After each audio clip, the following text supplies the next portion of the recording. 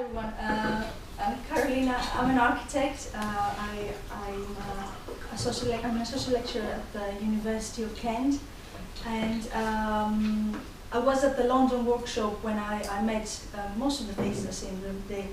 And Monica and Astrid invited me to 2 weeks ago actually to come and talk about my PhD research that was completed a year ago. And in a way, I will try to introduce you in a sense that we don't really talk about much, but is always there when we talk about the kind of the five senses, the five main senses, and that's the thermal sensation. Now, I have put it here. I have 10 minutes, so it's kind of a limited time to really talk about it in detail. But I've put in here a few images and concepts about how can we go about to understand the thermal aspect of sensory perception. Hopefully, at the end of that, we can discuss more individually. Now, the thermal aspect in architecture can be found mainly in urban physics and architectural science. And that is something that is quite daunting for most architects and people that are more towards the humanities side, let's say.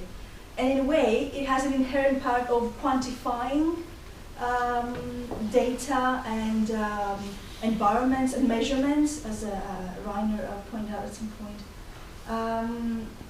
So trying to talk about, for example, about the thermal environment inside buildings or in outdoor spaces, and picking out concepts from thermal comfort, which is a highly explored concept, and based on calculations, mathematics, and physics. I try to, in a way, combine the thermal comfort aspect with the sensory research aspect, and try to do that in the city space, outdoors, in typologies such as streets and squares that we find every day in the, let's say, historic city centers.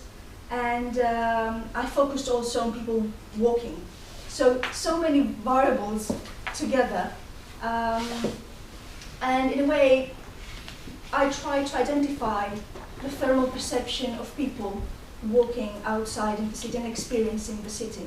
And so there were, for example, some aspects of how did people move around the city and patterns of movement, the kind of stop and go aspect, the meandering, the changes of direction, strolling, having a goal, talking, so having doing other practices, as Hannah mentioned. But at the same time, I needed to talk about and explore how people perceive the, let's say, the microclimate around them. And when we talk about the microclimate, we talk about the presence of the sun and how it affects people walking in terms of walking in the shadow, walking in the sun, feeling cold or warm, the wind movement, gusts that go through the city and how the build morphology can affect that and change that, and the humidity,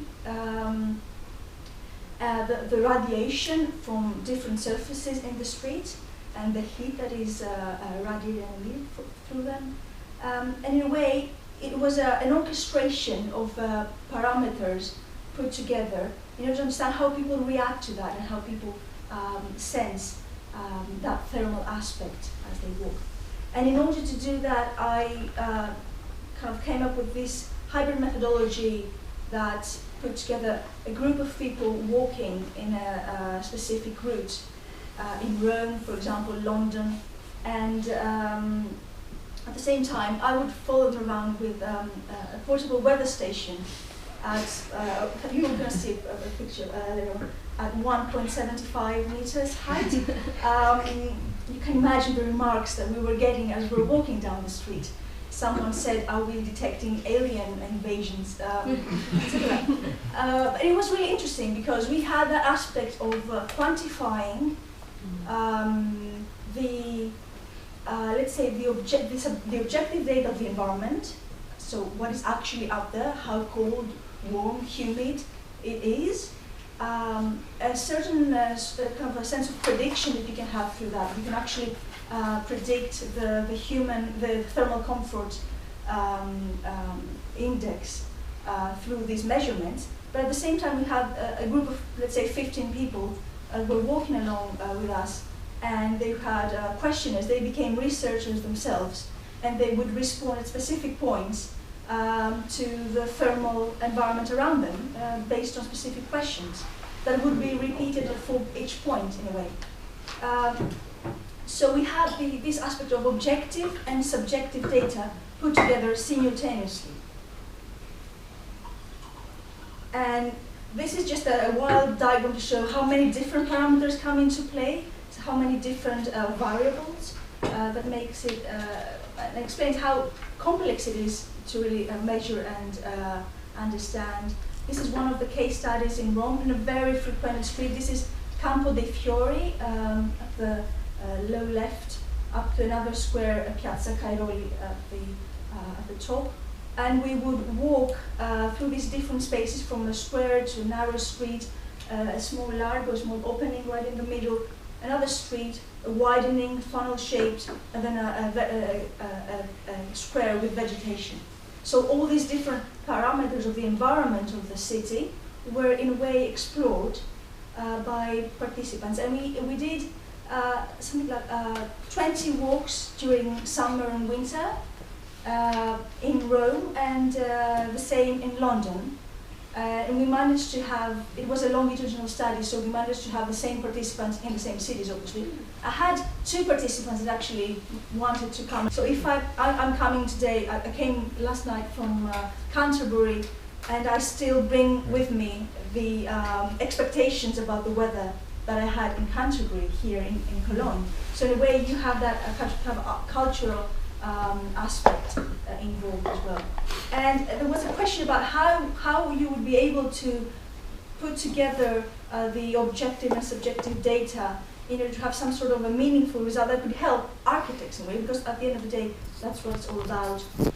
Help understand